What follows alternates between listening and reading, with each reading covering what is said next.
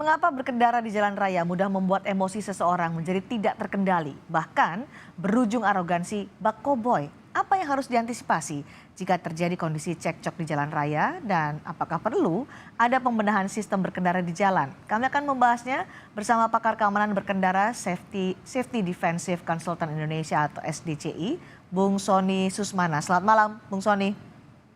Selamat malam, Mbak Cindy. Bung Sony, kenapa galak-galak sekali orang kalau di jalan raya? Emosi tidak terkontrol meskipun penyebabnya sebenarnya sepele, tidak diberi jalan.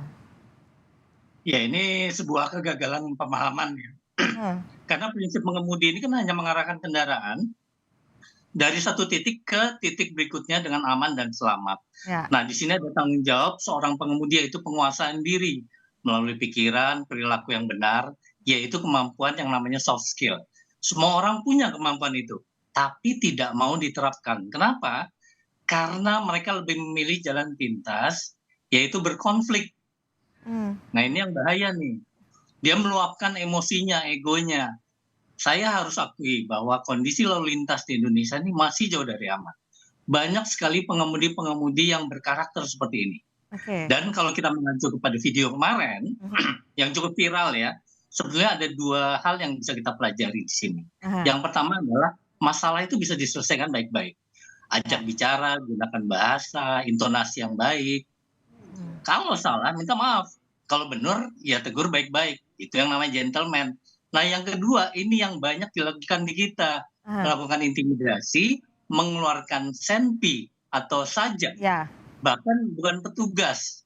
Atau yang tidak sedang dalam bertugas. Artinya tujuan dia adalah menakut-nakuti atau mengancam. Menurut saya untuk apa ya? Terancam juga enggak, perang juga enggak. Nah, ini yang saya bilang itu pengemudi pengecut.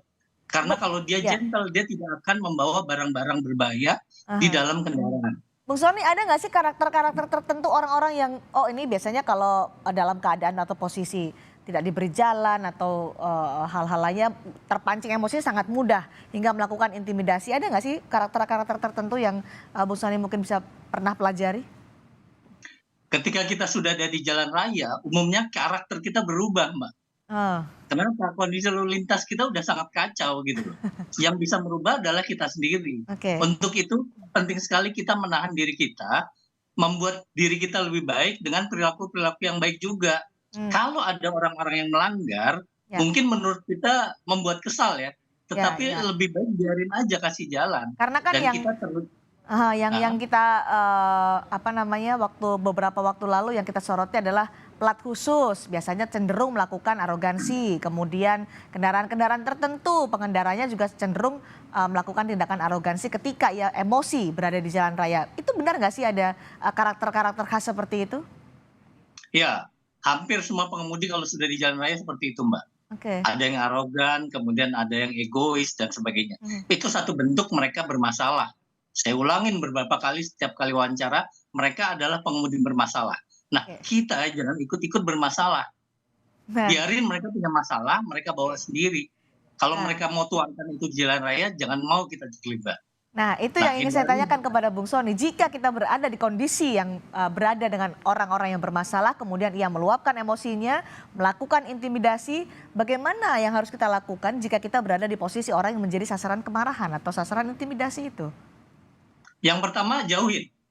Oke. Ya, dengan kita menghindar itu lebih baik dan kita lebih selamat lagi.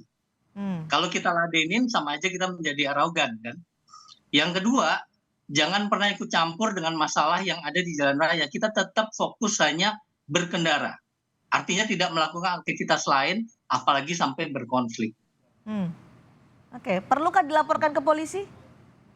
Nah, ini tindakan yang dilakukan korban kemarin udah benar nih.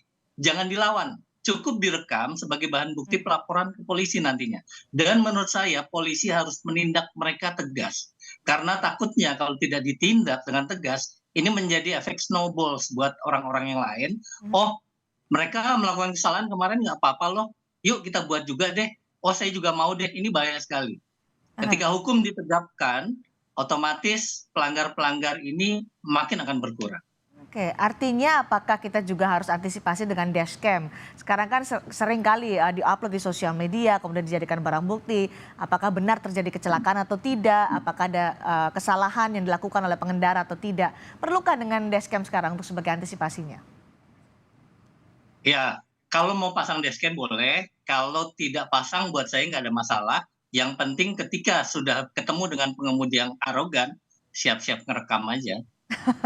Siap-siap kerekam sebagai alat bukti kalau nanti akan dilanjutkan ke laporan pada polisi ya, Bung Sony?